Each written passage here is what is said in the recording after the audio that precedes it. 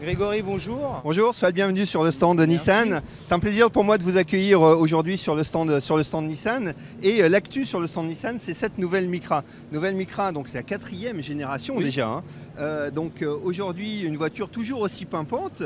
On peut voir couleur. Haute en couleur, effectivement, compacte, vraiment une voiture qui est faite, pour la ville. Oui. L'avantage, c'est qu'aujourd'hui, on est sur une toute nouvelle génération de Micra avec des émissions de CO2 qui vont entre 95 et 115 grammes de CO2. Ouais, c'est vraiment impressionnant, la descente que vous avez faite sur les émissions de CO2. Est vraiment effectivement, aujourd'hui, on arrive à avoir, avec les nouveaux moteurs, les moteurs de nouvelle génération, des émissions de CO2 qui sont très très basses. Ce qui fait que sur nouvelle Micra, on peut se passer de diesel. Oui, complètement. Que, voilà, avec des émissions, avec des niveaux de consommation qui sont aussi faibles, on se passe de diesel sur la nouvelle Micra. Ça n'a plus aucun intérêt. Ce qu'il faut savoir, c'est qu'avec les nouvelles normes anti-pollution, les prochains diesels, notamment sur les petites voitures, vont coûter de plus en plus cher. On prend donc chez Nissan le contrepoint de tout ça, et c'est de dire aujourd'hui, avec la nouvelle Micra, on prépare la nouvelle génération, des moteurs essence extrêmement performants en termes d'émissions et de consommation qui permettent de se passer de diesel. Tout à fait. Je suppose que tout ce qui est niveau volume a un petit peu changé aussi. On va dire qu'on a un petit peu d'espace. Oui, mais la Micra a toujours été une voiture dans son segment, compacte et spacieuse, intelligente, vraiment une voiture qui est faite pour la ville. Et c'est ce qu'on retrouve notamment à l'intérieur. Je peux vous montrer par exemple celle-ci, voilà, avec à la fois un système ici multimédia qui fait plus que la radio. Ça permet également de faire Bluetooth, ça permet également, c'est un véritable système multimédia, pas juste un GPS. C'est toujours une voiture qui est pleine d'astuces.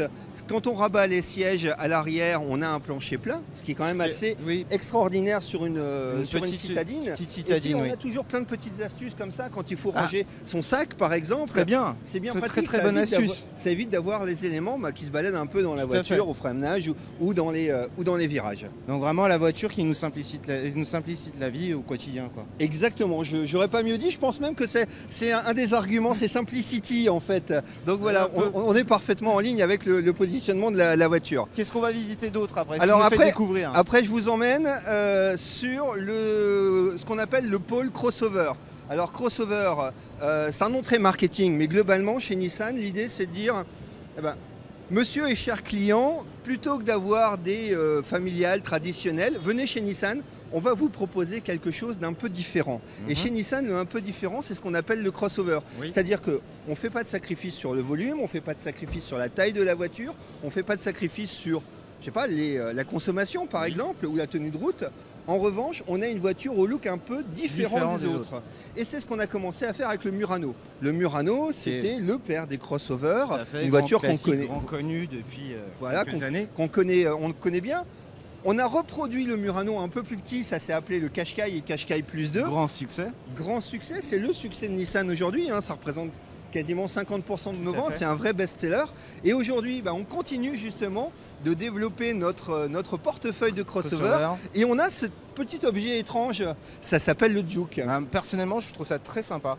Alors, vraiment, le look vraiment très très sympa. Alors c'est effectivement très sympa, c'est le crossover de la ville. Ça, c'est pas plus grand qu'une citadine. C'est une voiture qui est 5 portes, pour pouvoir emmener, comme n'importe quelle autre citadine, les enfants à l'école ou ce genre de choses. Se démarquer avec un look en plus. Mais on arrive en plus avec un look, regardez-moi cette face avant. C'est quand même extraordinaire. Et quand on passe à l'intérieur, on a également la console centrale ici en forme de réservoir de moto. Exact. Voilà. Avec compteur également en forme de compteur de moto. Enfin, on a une voiture qui a un look un peu différent des familiales ou des citadines habituelles. C'est ce qu'on essaye de cultiver chez Nissan avec nos crossovers. On ne peut pas avoir que des enfants turbulents. On a un enfant sage avec Micra et on a un enfant turbulent avec le Juke. Je pense que vous en avez d'autres des turbulents en plus dans votre poche bien cachée. On parlera des vraiment très turbulents après. Mais là maintenant je vous emmène vers... côté un petit peu écologie. Alors côté écologie, Nissan Nissan et l'alliance Renault-Nissan, on veut vraiment être pionnier en matière de zéro émission.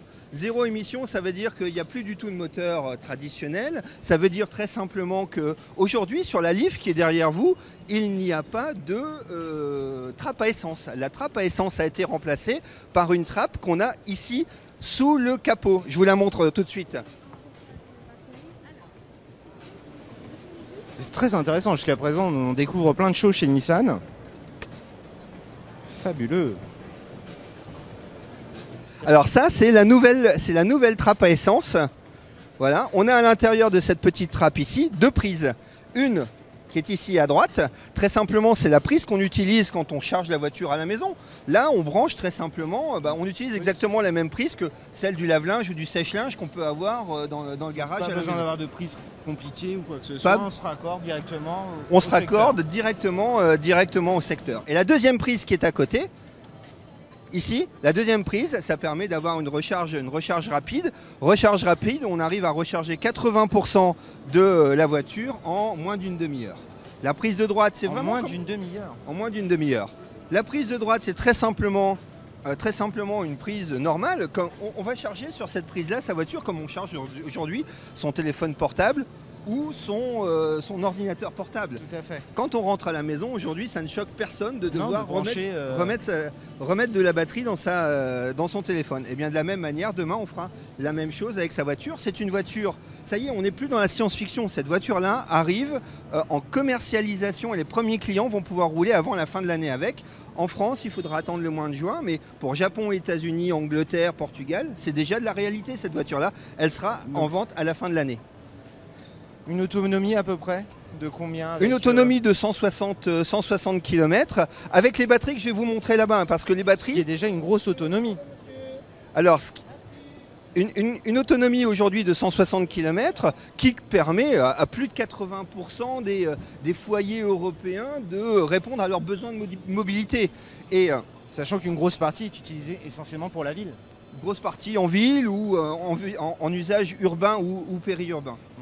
La raison pour laquelle je vous emmène ici, c'est parce que ça permet de bien voir que la Leaf, en fait, dont on parle depuis tout à l'heure, c'est une voiture qui a été pensée pour être une voiture électrique. Ça veut dire que regardez la position des batteries. La position des batteries ne viennent pas empiéter sur le volume de coffre ou sur le volume de l'habitacle. La voiture qui est là a été développée depuis une page blanche pour être une voiture électrique. C'est-à-dire que... Ce qui permet aussi qu'au niveau des gravités, répartition des masses de l'automobile, on est dans un point vraiment au centre du véhicule. Exactement. Qui donne un équilibre aussi. On a aujourd'hui avec cette voiture un centre de gravité qui est extrêmement bas parce que tout le poids de la voiture est situé vraiment en dessous du châssis au niveau des batteries.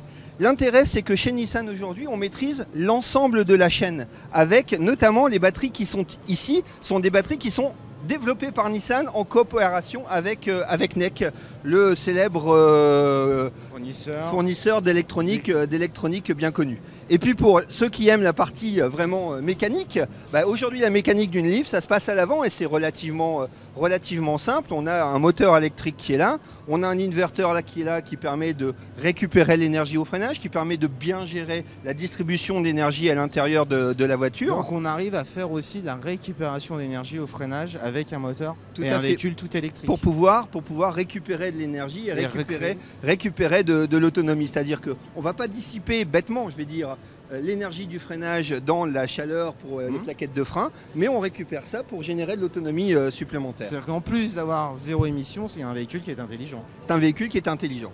J'ai pas parlé tout à l'heure du coût d'un plein. Le plein, aujourd'hui, on considère que c'est à peu près 1,50 € pour faire le plein sur ce genre de voiture, allez, on va dire dans les pays européens.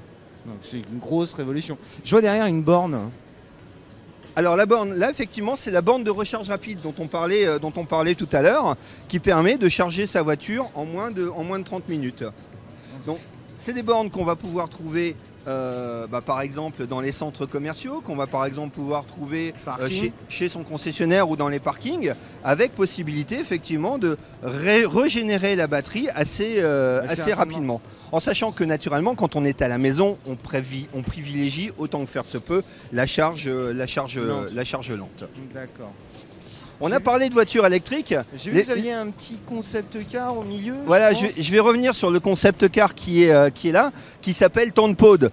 TownPod, naturellement en référence au célèbre smartphone. Oui. Voilà, ça se veut aussi intelligent qu'un smartphone. C'est naturellement une voiture qui est 100% électrique, dédiée plutôt à la ville, moins de 4 mètres de long. On voudrait que ce soit la voiture intelligente du 21e siècle, qui permet, qui soit aussi intelligente que les fameux smartphones auxquels on fait référence. Tout à fait. Et assez simplement, qui permet de recadrer, de recalculer tout au long de la journée en fonction du trafic, son agenda.